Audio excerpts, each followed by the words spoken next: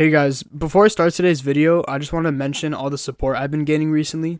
Even though I'm a relatively new channel and I've only posted about 4 long videos, I've been getting some really nice comments from you guys, so I really appreciate that.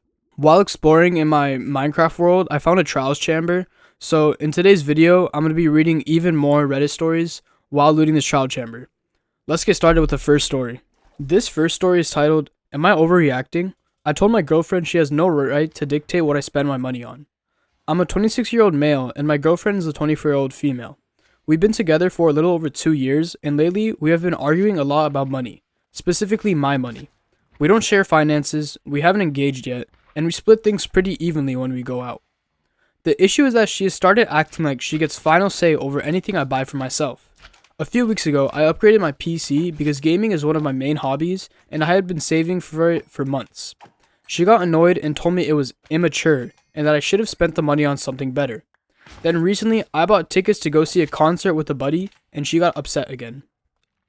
What bothers me is that I'm not irresponsible. My bills are paid on time, I have savings, I'm not asking her for money, and I'm not going into debt buying dumb stuff. I work full time and budget my own finances. Meanwhile, she spends a ton on skincare, clothes, and random Amazon purchases, and I have never once told her what she can or can't buy with her money because I feel like that's controlling. The argument blew up yesterday because I told her straight up that she has no right to dictate what I spend my own money on when we aren't even sharing accounts or married. She said that's a selfish mindset and that couples should judge each other's financial decisions because it affects the future. She's acting like I'm some reckless man-child for wanting freedom over my own purchases. Am I overreacting? You are definitely not overreacting at all. We all have our own things that we want or desire, and your girlfriend shouldn't get mad at you if you're spending your own money on those things. Especially since she also does the same thing, right? Like you said, with random Amazon products and clothes and stuff. She shouldn't be like a hypocrite and criticizing you for doing the same thing, right? What makes it worse is also because you manage your money well. It's not like you're just spending this money and you're going broke or anything. You have that money set aside for things you want to buy, but you're also making sure you have other money, right? You get what I'm saying? So your girlfriend is definitely the one overreacting. And in my personal opinion, I feel like you'd want to end the relationship with her because for me, I wouldn't really want to be with someone who criticizes every time I want to spend money on something I want to do or I want to have, right? This next story is titled, "Am I the a-hole for giving her kids a routine? I'm not a parent. My sister and her kids recently moved in with me. Her kids are screen kids and her 12-year-old had dark circles under her eyes. The others are extremely emotional/sluggish. They're on their devices the entire day and my sister sends them to bed at 11 p.m. I told her that she needs to give them a routine/hobbies and send them to bed earlier since school starts at 7:30. She told me they're fine, but clearly they are not. She's been going out more/working, so I've been home with the kids. I limited their screen time, bought art supplies, which the little one loved them, sent the 12-year-old on 10-minute walks around the building with music, and she's been walking 20 plus minutes by choice now. And I don't feed them processed trash that my sister buys. I send them to bed at 8, the 12-year-old at 9 to 9:30. My sister witnessed this last night and told me that her kids will go to bed at 11 p.m. because 8 p.m. doesn't work for them. Sorry, but it has been working for over a week now and I told her that. She is upset and told the family. They want me to apologize for overstepping a boundary and not understanding parenting. I don't think I attacked her parenting. I feel like I was coming from a good place. Am I the a-hole for going over her head?" Based on this story, your sister is the one who is the a-hole. When you're developing as a kid, you have to have hobbies or go outside, or literally anything than just sitting on a screen all day. Your sister clearly doesn't know how to parent at all because she doesn't even notice anything wrong. And even when you try to step in and explain to her about this new schedule you made and how it's starting to work, she gets upset at you. What needs to be made clear is that although you are crossing a boundary by setting schedules and doing this to your kids, you're crossing a boundary that's in your own house. They all live under your roof, so they should respect and follow the rules that you set for them, such as their bedtime. And if your sister doesn't like that at all, then she can just go find somewhere else to live.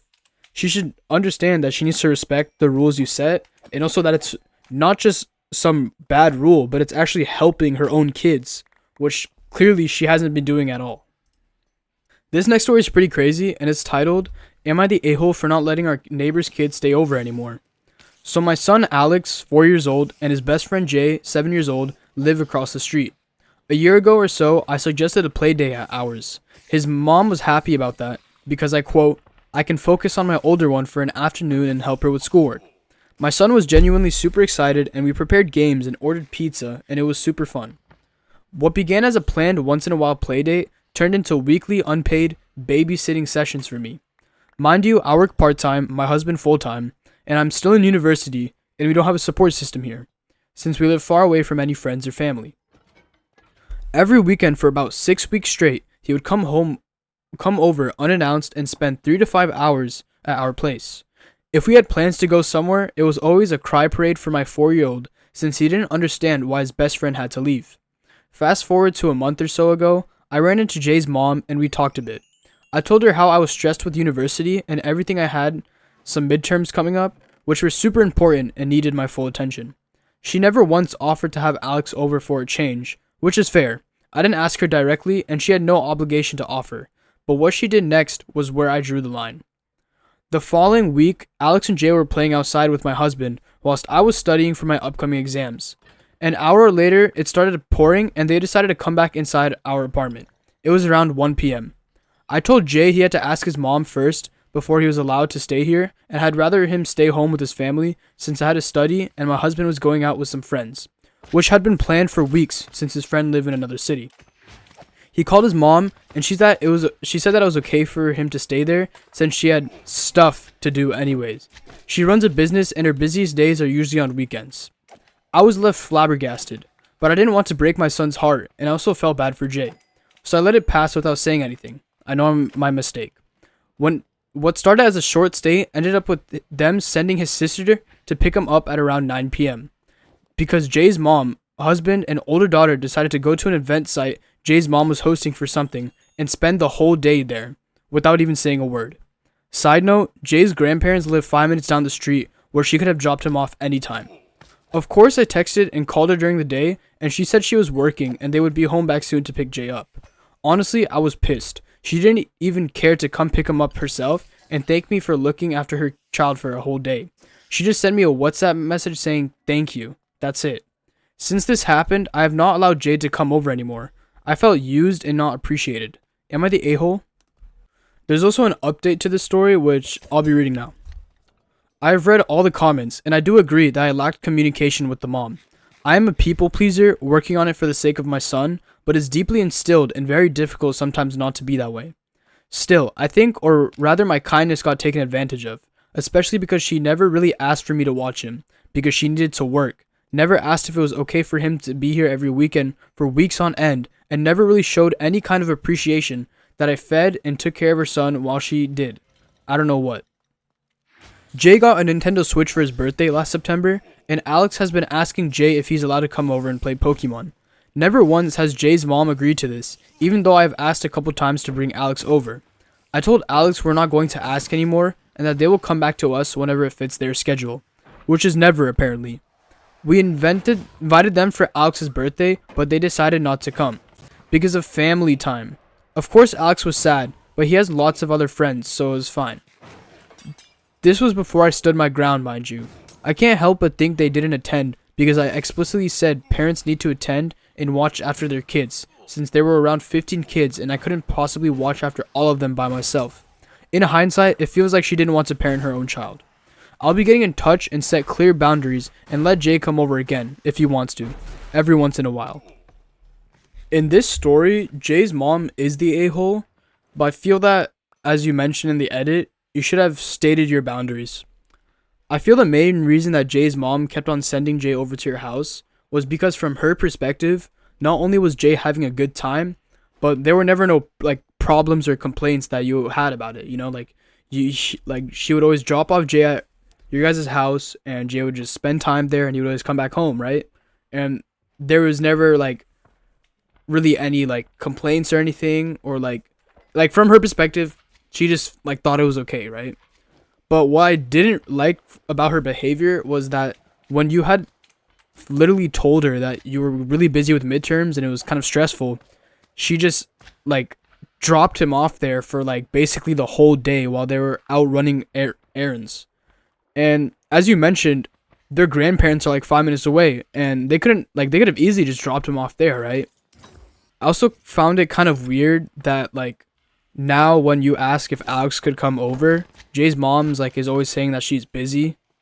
I believe it's good that you're gonna be setting your boundaries now, and even if you guys stop being friends with Jay and his family, I mean it is what it is, right? There isn't really much to do.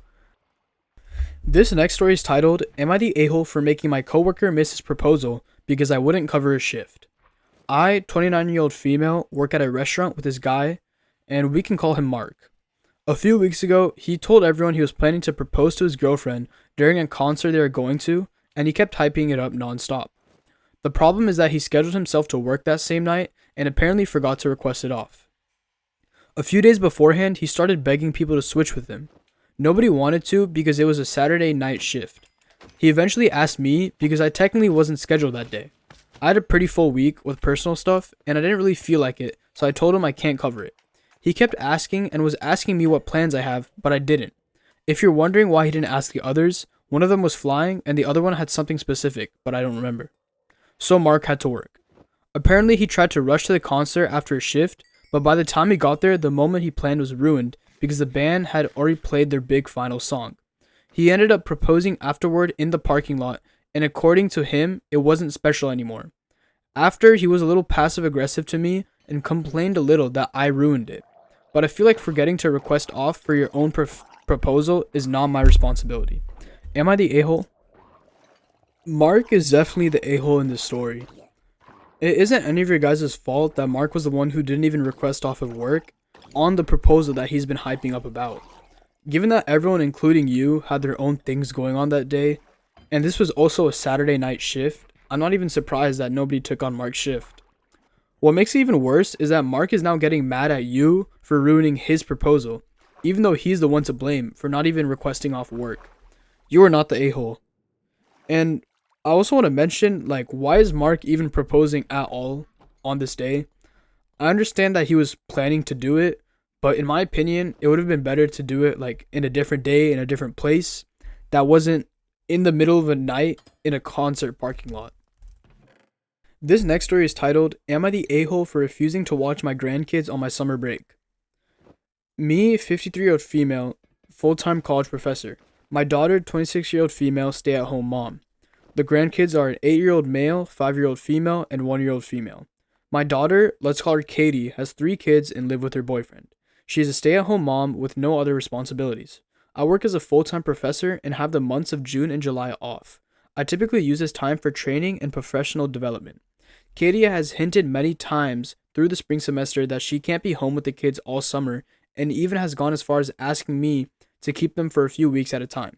She has quite the explosive temper, and whenever I don't do as she asks, she throws a fit, screaming, yelling, and name-calling until I cave in.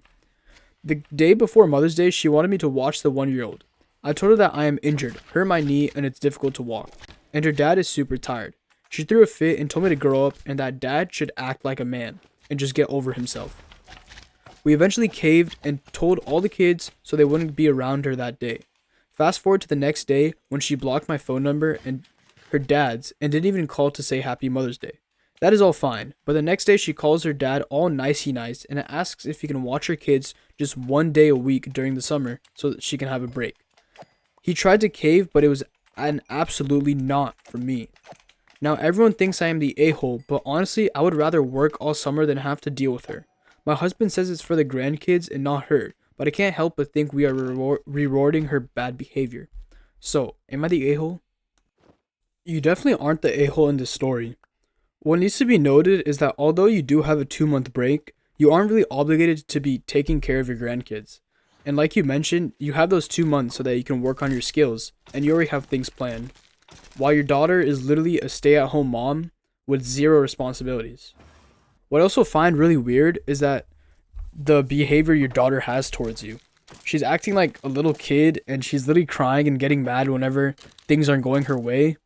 And I find it weird why the rest of your family is also like supporting that behavior and calling you the a-hole for you not babysitting, even though, as you mentioned, you have work to do. No, you aren't the a-hole at all, and your daughter honestly needs to grow up. This will be the final story I'm reading, and it's titled, Am I the a-hole for refusing to remove a bad review? Recently, we went on a trip to Europe and took several private tours, booked through a service.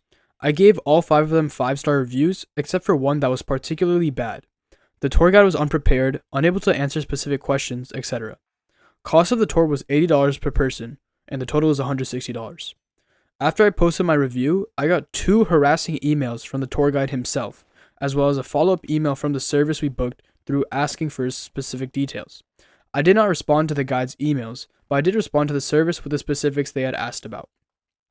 Their customer service was good, they apologized and gave us a voucher that expires within a year, that we won't be able to use, but I will give to a friend. I then got another email from the booking service telling me that the guide negated my responses and asked me to take the review down since they gave me the voucher. I don't want to remove an honest review.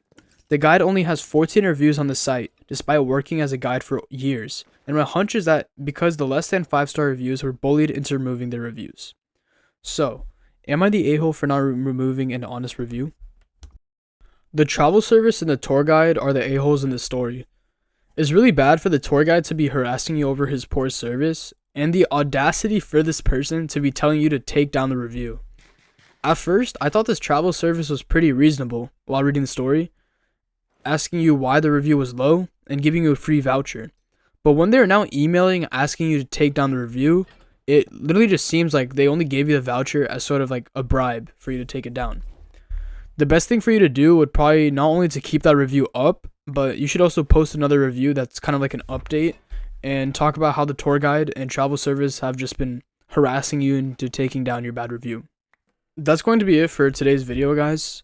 These stories I read today were honestly pretty entertaining, and it was fun looting this trial chambers since I was able to get some pretty good loot. As I mentioned in the beginning of the video, I've uploaded the mod pack to CurseForge, so you guys can check that out. I forgot to mention this in the beginning of the video, but my email will be in the description for you guys to send me your stories, and I've already gotten a few, and we'll upload a viewer stories video once I've compiled enough. Thank you guys for all the support, and I'll see you guys in the next video.